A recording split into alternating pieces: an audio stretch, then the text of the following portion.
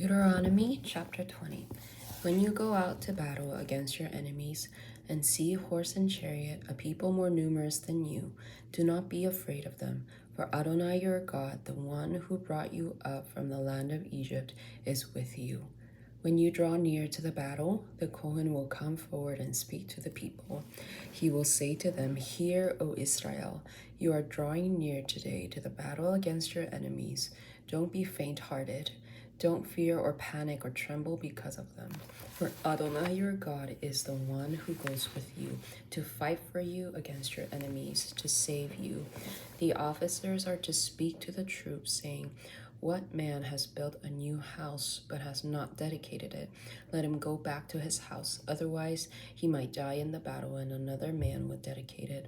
What man has planted a vineyard but has not put it to use? Let him go back to his house. Otherwise, he might die in the battle and another man would begin to use it. What man has become engaged to a woman but has not married her? Let him go back to his house. Otherwise, he might die in the battle and another man would marry her." The officers will speak further to the troops and say, "What man is afraid and faint-hearted? Let him go back to his house so he does not weaken his brother's heart like his own." Then, when the officers have finished speaking to the troops, they should appoint army commanders at the head of the troops. When you go near a city to fight against it, call out shalom to it. Now, if it answers you shalom and opens up to you, then all the people found in it will serve you as forced laborers. If it does not make peace with you, but makes war against you, then they siege against the city. When Adonai your God hands it over to you, you are to strike all its males with the sword.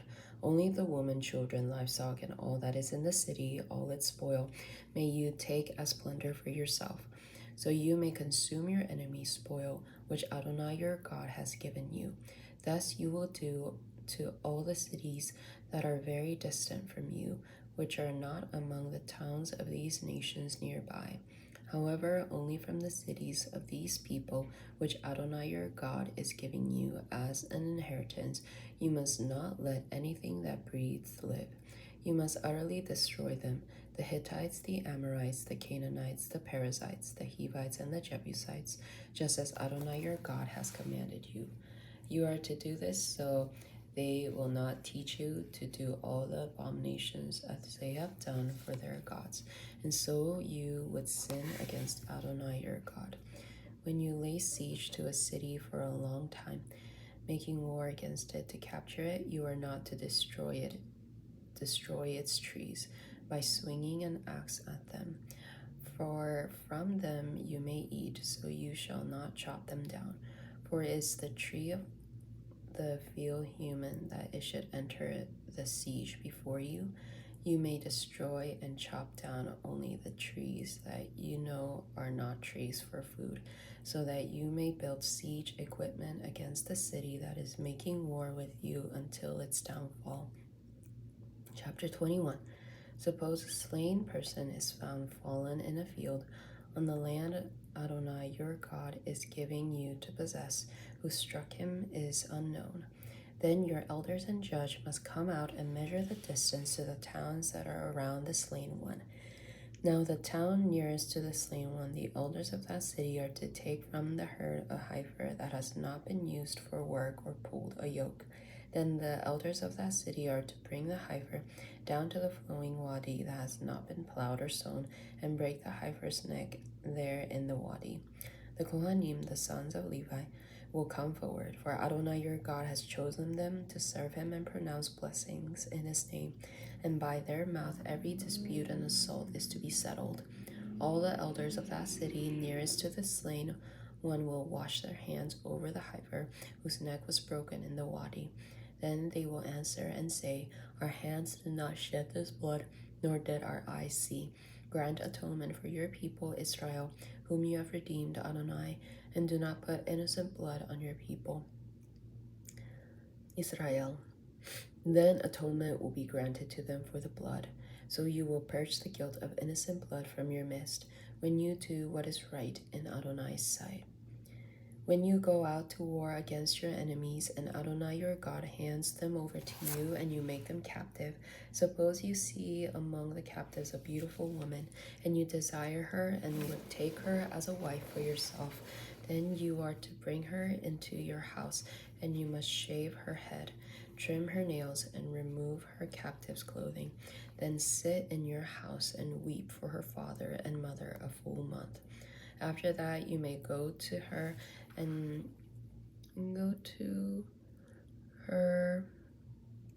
become her husband, and she will be your wife. Now, if you are not pleased with her, then you may send off wherever she wishes, but you must certainly not sell her for silver. You may not treat her as merchandise, since you have humiliated her. Suppose a man has two wives, the one loved and the other unloved. Both the loved and the unloved bear him sons. But it happens that the firstborn son belongs to the unloved wife. Now on the day he lets his sons inherit what he has, he must not treat the loved one's son as firstborn, in place of the unloved one's son, who is the firstborn. Rather, he must acknowledge the firstborn, the son of the hated one, by giving him a double portion of all that he has. For he has the first of his figure, the right of the firstborn is his. Suppose a man has a stubborn and rebellious son who does not listen to the voice of his father or mother. They discipline him, but he does not listen to them. Then his father and mother are to grab hold of him and bring him out to the elders of his city, to the gate of his place. They will say to the elders of his city, "This son of ours is stubborn and rebellious. He does not listen to our voice. He is a glutton and a drunkard." Then all the men of his city are to stone him with the stones to death. So you will purge the evil from your midst, and all Israel will hear and be afraid. Suppose a man is guilty of a sin with a death sentence, and he is put to death, and you hang him on a tree. His body is not to remain all night on the tree. Instead, you must certainly bury him the same day, for anyone hanged in a curse is a curse of God. You must not defile your land that Adonai your God is giving you as an inheritance. Chapter 22. You are not to watch your brother's ox or sheep going astray and ignore them. You must certainly bring them back to your brother.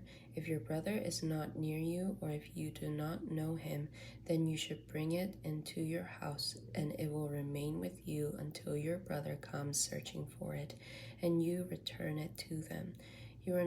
You are to do the same with his donkey or his goat or anything lost by your brother that may be lost by him and you find. You may not ignore them. You must not watch your brother's donkey or ox fall down on the road and ignore it. You must certainly help him lift it up again. A man's apparel is not to be on a woman, nor is a man to wear woman's clothing, for whoever does these things is detestable to Adonai your God. If there happens to be a bird's nest in front of you along the road, in any tree or on the ground, with young ones or eggs, and the hen sitting on the young or on the eggs, you are not to take the hen with the young.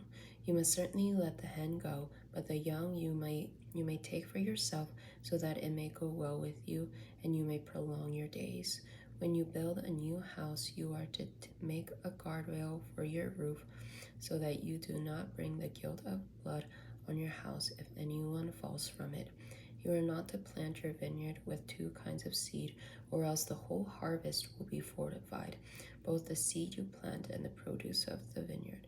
You are not to plow with an ox and a donkey together. You are not to wear a woven mixture, wool and linen together. You are to make for yourself twisted threads on the four corners of your garments in which you cover yourself. Suppose a man takes a wife and goes to her and then dislikes her, accuses her of shameful things, and gives her a bad reputation by saying, "I took this woman, but when I came near her, I didn't find her virginity." Then the father of the young woman is to take her, and her mother is to bring out the signs of the young woman's virginity to the city elders at the gate. The young lady's father is to tell the elders, I gave my daughter to this man as a wife, but he hates her. Indeed, he has accused her of shameful things, saying, I didn't find your daughter's virginity. Yet these are the signs of my daughter's virginity. They are to spread the wedding cloth before the elders of the city. The elders of that city are to take the man and punish him. Then they are to fine him 100 pieces of silver and give them to the father of the young woman, because he has brought an evil name on a virgin of Israel. Then she is to be his wife. He may not send her away all his days. But if this thing is true, that the signs of virginity were not found in the young lady, then they are to bring the young woman out to the door of her father's house, and the men of her city are to stone her with stones to death, because she has done a disgraceful thing in Israel, to behave like a prostitute in her father's house. So you are to purge the evil from your midst. Suppose a man is found lying with a married woman, then both of them are to die, the man who lay with the woman and the woman. So you are to purge the evil from Israel. Suppose there is a young woman who is a virgin engaged to a man, and another man finds her in the city and lies with her. Then you are to bring them both out to the gate of the city and stone them with stones to death. The young woman because she did not cry out in the town, and the man because he humiliated his neighbor's wife. So you are to purge the evil from your midst. But if the man finds the engaged woman in the field, and the man forces her and lies with her, then only the man who lay with her is to die. But to the young woman you are to do nothing. There is no sin in the young woman deserving of death, for this matter is the same as when a man rises against his neighbor and kills him, for he found her in the field, and the engaged woman cried out, and there is no one to save her. Suppose a man finds a young virgin who is not engaged, grabs her and lies with her, and they are discovered. Then the man who lay with her is to give to the young woman's father 50 pieces of silver, and she is to be his wife, since he has humiliated her. He may not send her away all his days. Chapter 23. A man is not to take his father's wife. He is not to expose his father's nakedness. No one with crushed or cut off genitals is to enter the community of Adonai. No one born of forbidden relations is to enter the community of Adonai. Even to the 10th generation, none of his descendants are to enter the community of Adonai. No Ammonite or Moabite is to enter the community of Adonai. Even to the 10th generation, none belonging to them is to enter the community of Adonai forever, because they did not meet you with bread and water on the way when you came out from Egypt, and because they hired against you Balaam, sons of Beor, from Petor of Aram Naharaim, to curse you. But Adonai your God refused to listen to Balaam, and Adonai your God turned the curse into a blessing for you because he loves you. You are never to seek their shalom or welfare all your days. You are not to detest an Edomite, for he is your brother. You are not to detest an Egyptian, for you were an outsider in his land. The children born to him, the 3rd generation, may enter the community of Adonai. When you go out as an army camp against your enemies, you are to guard yourself from every evil thing. If there is among you a man who is not clean from a nighttime emission, he is to go outside the camp.